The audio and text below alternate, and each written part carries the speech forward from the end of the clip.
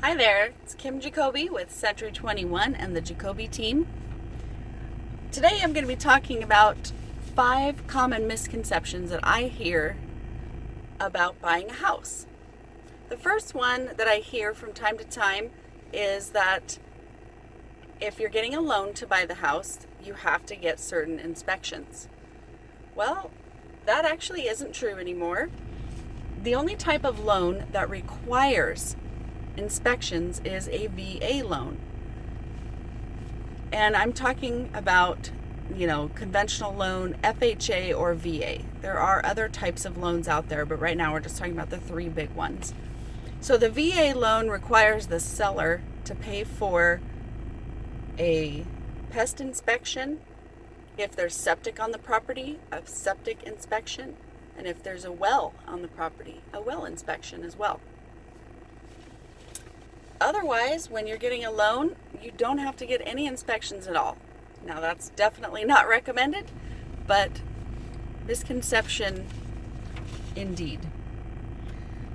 Okay, the next, number 2 most common misconception that I see is that if you use the listing agent to purchase a house as a buyer, you can actually save money because the commission will be reduced. Well, when a listing agent signs a listing agreement with the seller, they put in the contract, the commission for the listing agent and the buyer's agent. So it's actually already set up. So if you use a listing agent to purchase a house, then really what you're doing is you're becoming second, because that listing agent has fiduciary duty to the seller first.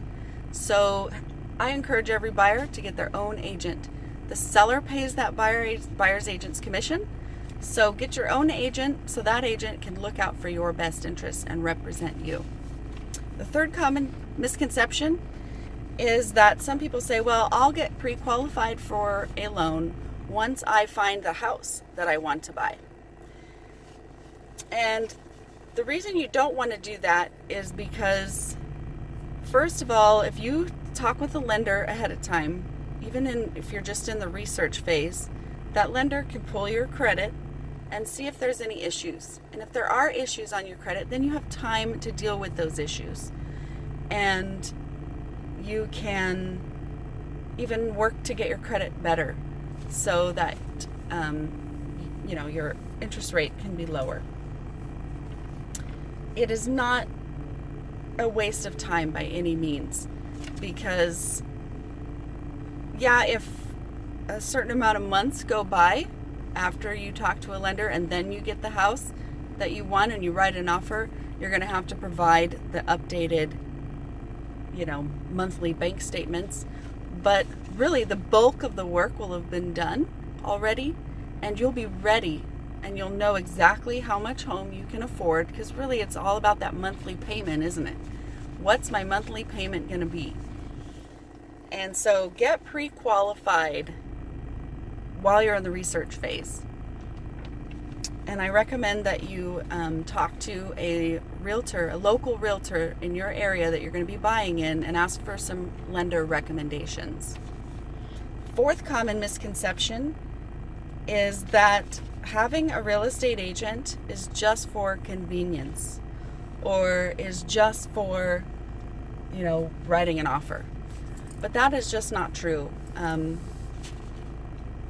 am a former educator. I used to teach in public school, and I have found that I educate so much every day. I educate my clients, I educate people that I meet.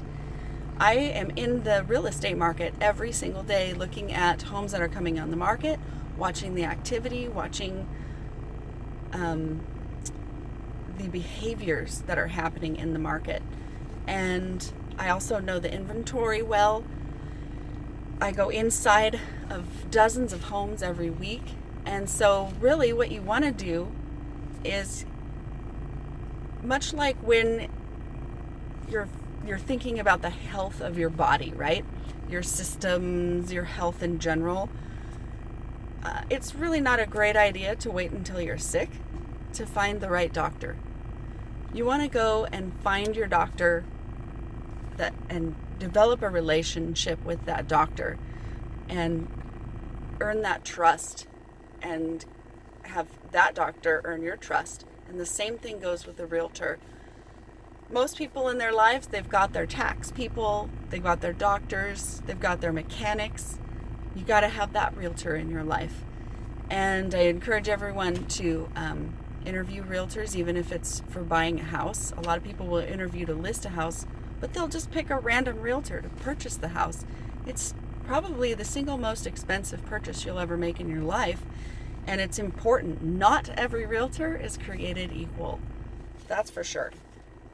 And the fifth common misconception about buying a house is that, and this one's a little hard to word, but every local realtor has a membership to the multiple listing service. And the multiple listing service, or the MLS, is what all of these websites pull from. Trulia, Zillow, Realtor.com, all of these websites, even the smaller ones, hundreds and hundreds, pull directly from the local MLS. And realtors, in order to be an active real estate agent in the area, not only do you have to have an active real estate license and be a member of your local, state, and national association, but you also need to be a member of the MLS. And you pay dues, and you get access to all the lockboxes and all of the listings.